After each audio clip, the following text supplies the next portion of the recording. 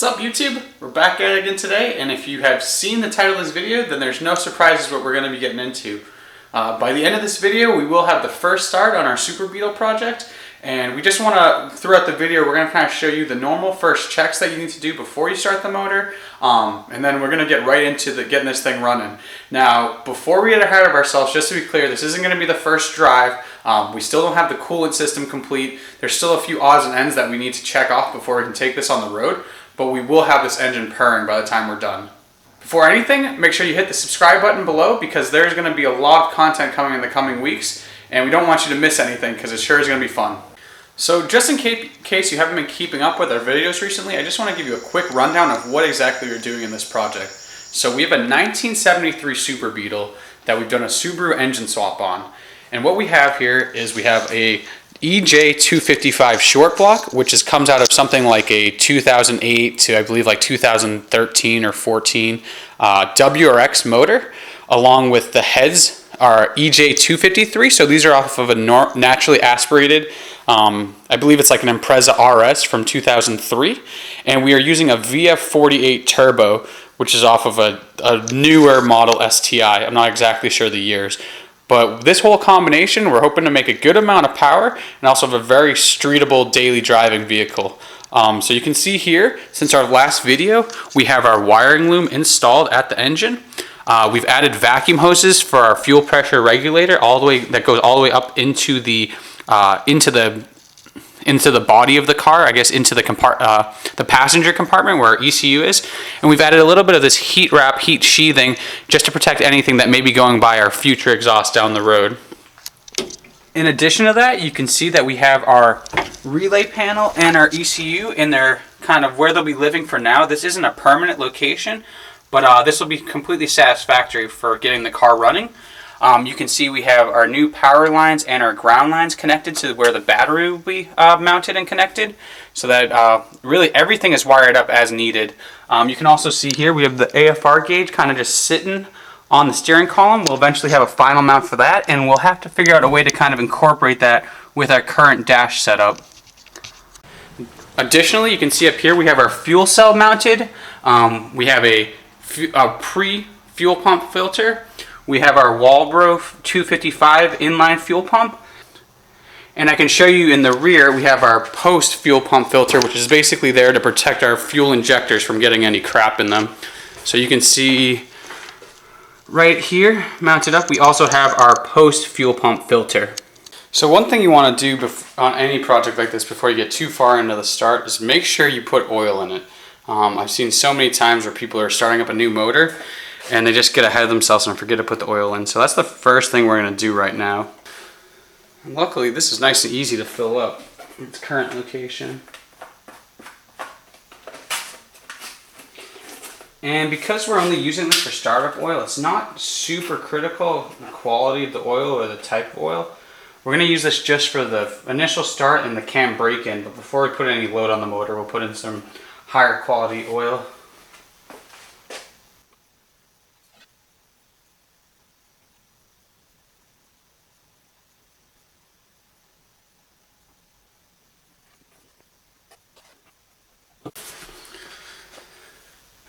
And because it's the first start and we're going to be doing a cam break-in, we're also going to add some zinc additive. And this is really because we're using a roller cam rather than something like a hydraulic cam. The zinc just helps the cam break in evenly, from my understanding.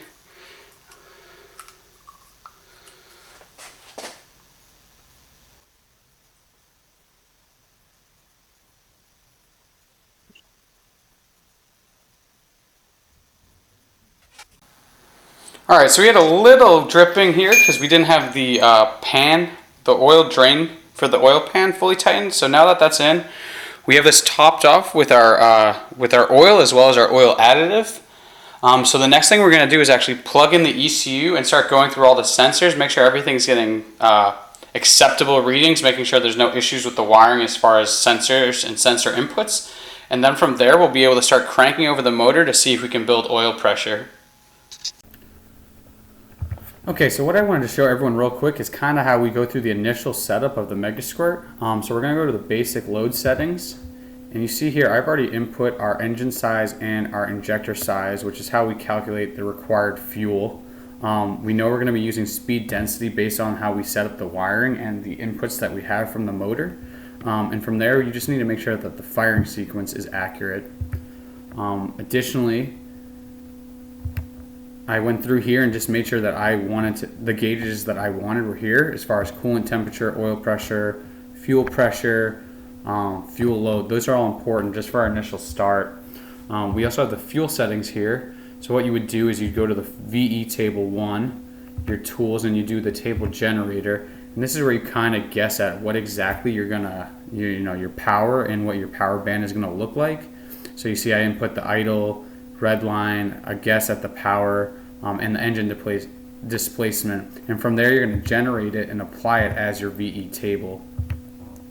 So what this all means is you're basically setting up a mock version of what the computer is guessing what you'll need for a start, which is going to be pretty accurate, at least for the first start.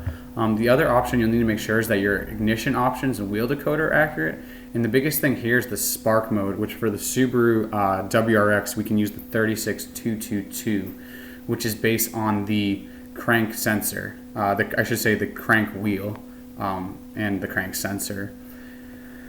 So other than that, the other thing that's just kind of interesting for people to see is I have the MS Ultra version. So we have the tuning and dyno views, which means we're actually able to see when the engine's cranking, where we're at with all the different expected values and real values, and it also shows the VE table that we just generated. What else is interesting is Tuner Studio also has this Tune Analyze Live. So you can actually, as the engine is running, it'll show you what cells you are in, and it'll try to adjust it to what adjust your fuel load for what the expected cell should be. Again, this is all a little in depth, but just for the sake of our first start, we want to at least have some initial settings in there. The other thing we went into was the advanced settings, and this was just to set up our sensor inputs. Because we have a fuel pressure and oil pressure, I just want to put in the settings and the voltage values that are correct so that we can make sure the fuel pressure and the oil pressure are correctly being calculated and recorded. So you can see we're not connected to the computer yet. I'll switch over to my camera so that everyone can kind of see where we are there. And we'll also make sure that we're data logging all this so that we can record anything. And if we have any issues, we can send it out to either Matt at DIY Autotune, or we'll put it up on some of the forums just to get some feedback from other users. So from here, we're going to switch over to our regular camera and kind of show you the first steps we'll need to do the startup. All right, so we've got everything set up. We already did our quick calibration of our air-fuel ratio gauge. So we do that independent of the computer. It's basically just power cycling the car. So now we're going to actually try to connect to the computer. So let's see if we give the car a little power.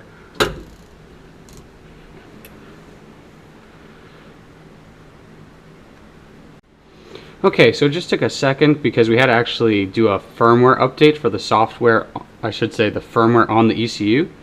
But now it looks like we're all set. So what we're going to do here is just make sure that this has the correct settings, which it appears to, at least the things we originally set up.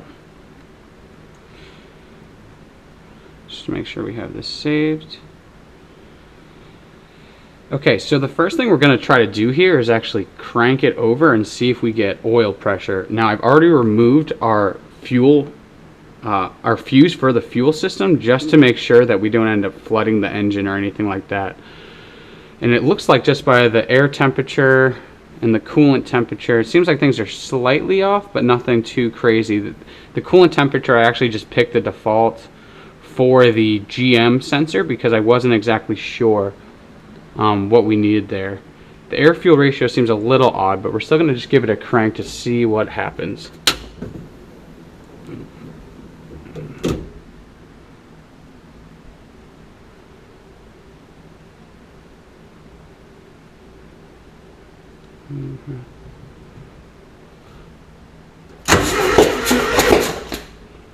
Okay, so we're getting cranking. We got to actually have a couple pieces of tape, which you can see almost got sucked in there.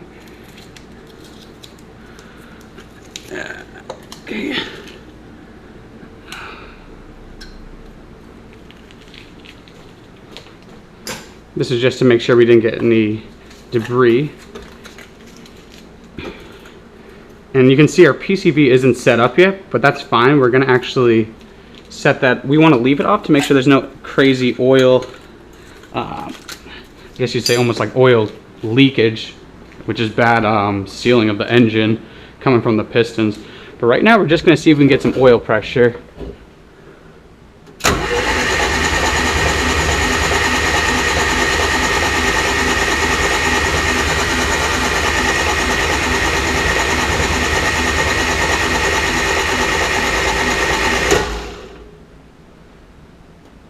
Don't appear to be getting any oil pressure yet.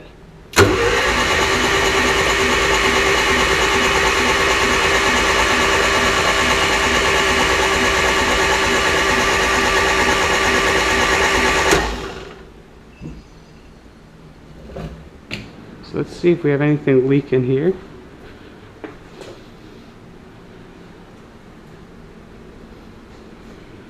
No leaks, no leaks.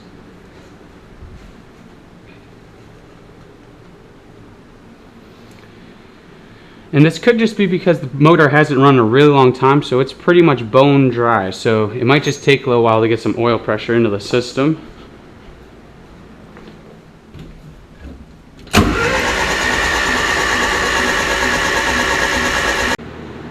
Alright, so we had a little bit of a scare there because we weren't building up oil pressure, but it ended up looking like there was an airlock or something in the filter, and the filter actually needed to be replaced anyways. So just to show everyone, right here we have our oil pressure, and you see 12, 20, 30, 40. That's good. That's really good.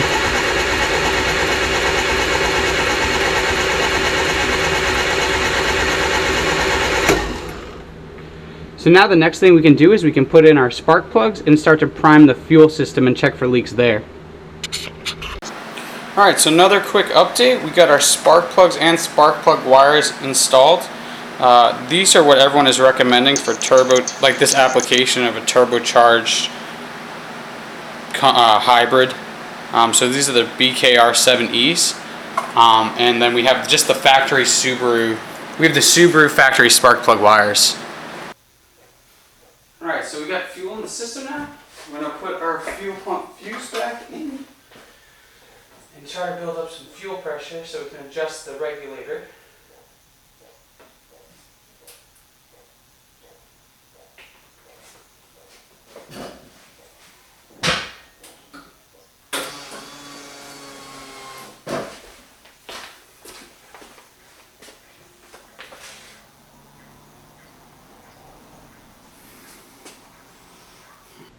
Okay, so I think we have all the fuel leaks resolved. Just to be safe, we have a fire extinguisher on the front and the rear of the motor, the rear of the car. So we're going to check the fuel pressure and try to set it, and then hopefully we'll be able to fire up very soon. Okay, so we did a test with the fuel pump. There's a couple leaks, but I think we have them all resolved now. Oh, nope.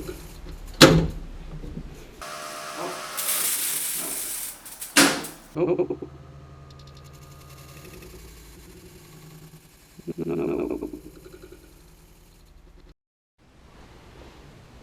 Okay, I believe we have every fuel leak dealt with at this point. Sounding good. So now what we'll do is we'll adjust the fuel pressure regulator.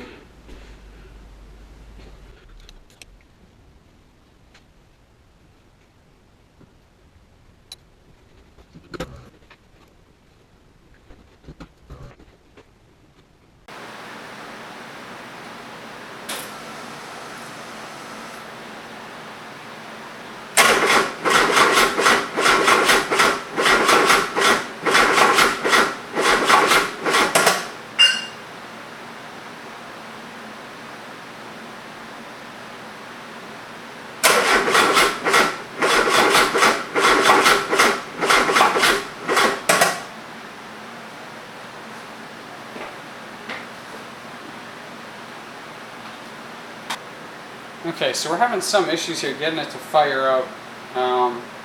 Seems like we're close though. Originally we weren't getting an RPM signal, but now we are. It seems like the fuel pump isn't staying on though.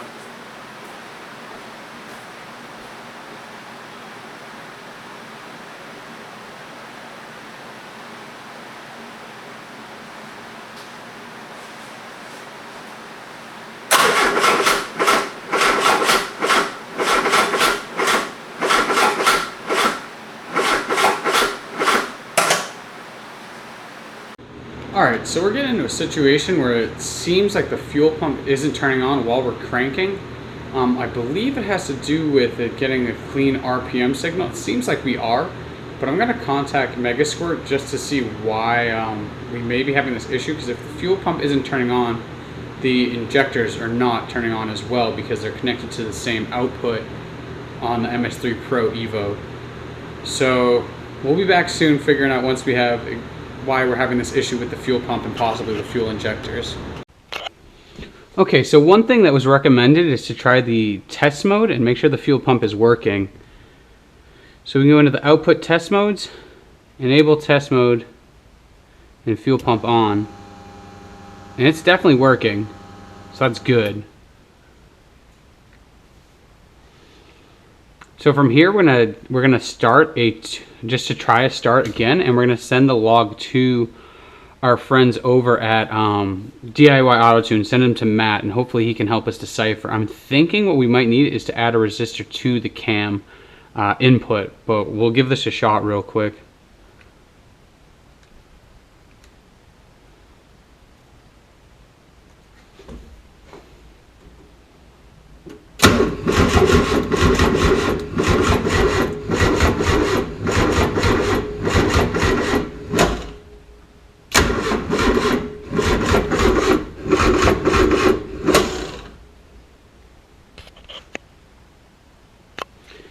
And you can see our lost sync counter is going up, which makes me believe that there's an issue with the cam sensor.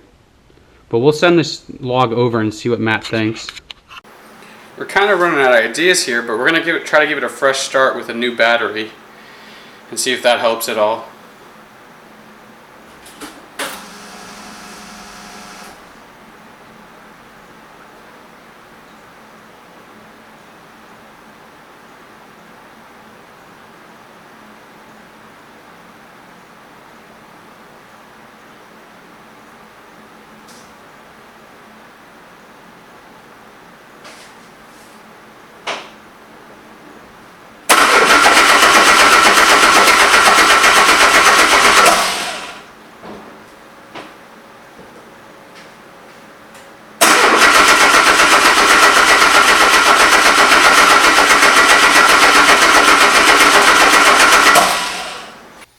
So I just pulled the spark plugs, and it does seem like they have fuel on them, so it seems like the injectors are firing.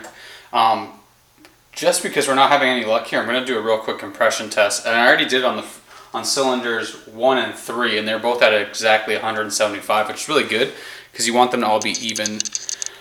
I just figured I'd just show you guys real quick. So we have this put into cylinder number 2 in the spark plug hole, and we're just going to crank it over just to show you how to test the compression.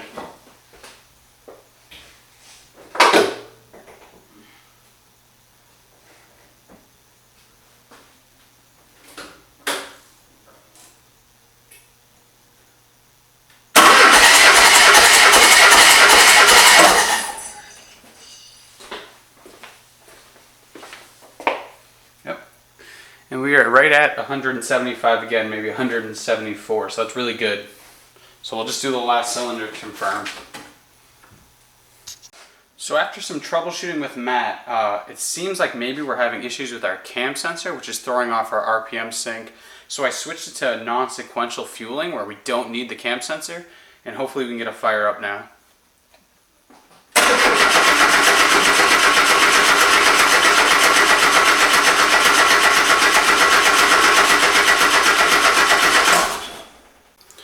Alright, so we've done a lot of testing trying to figure out why we're getting this no start condition.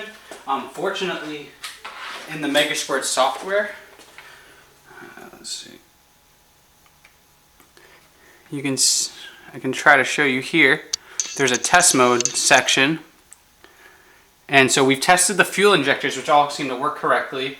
We've tested that we are getting spark all the way to the, we are getting the signals all the way to the ignition coil.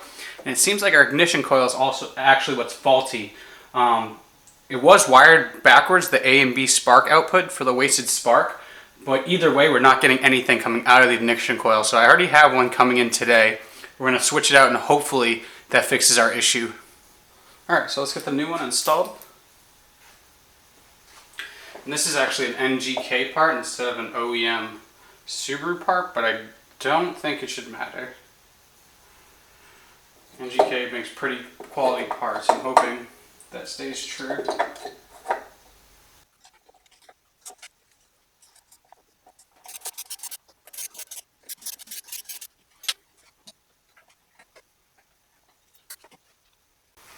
Alright, we'll give it a test and see if we get spark.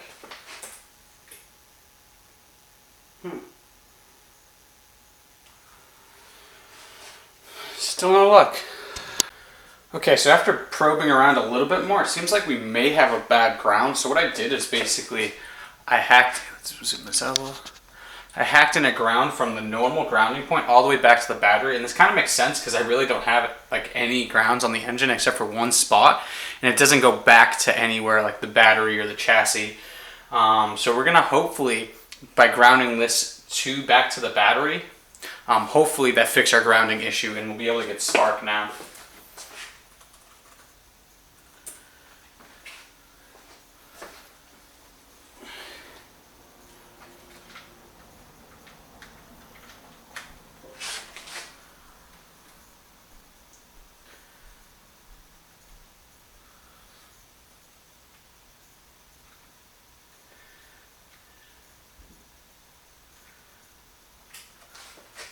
So we're going to start and see if we can get 12 volts where we should be.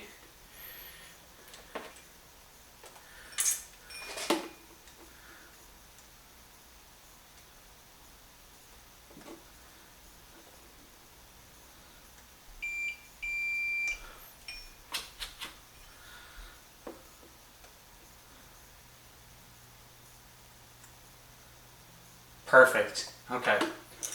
Now we're going to test the spark plugs to see if we can get spark now.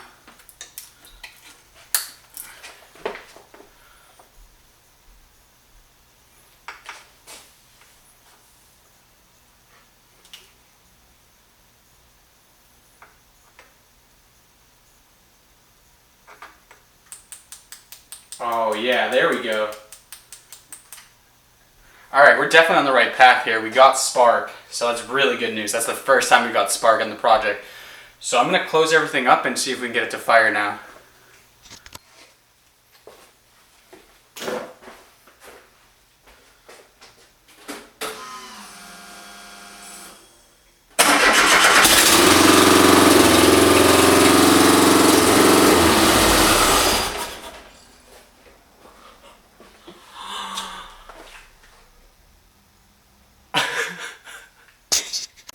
Alright, so that is a huge moment here for Ratchet Motors, and I hope it gives everyone a little lesson on perseverance.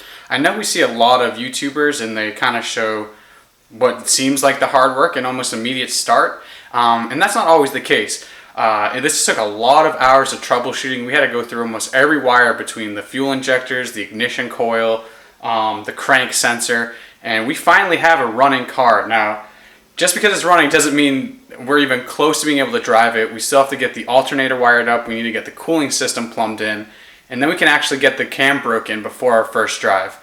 But this is really a huge step for Ratchet Motors, and this is actually a huge step for me. It's the first time I've got a car kind of rebuilt the whole system and got it running and driving. So I hope you enjoyed the video. I'm sorry it took a little while to get out, but unfortunately that was the obstacles we had to fight with getting the car wired up. And really, I'm pretty sure all it came down to was having one bad ground. So that's a lesson for everyone too. Sometimes it can be the smallest thing that can stop you from getting the car running. In this instance, all I did was hack in a ground wire from what I thought was a good ground back to the battery negative, and the car immediately fired right up. So as always, make sure to hit the like button, be sure to subscribe for more content, and hope to see you again soon.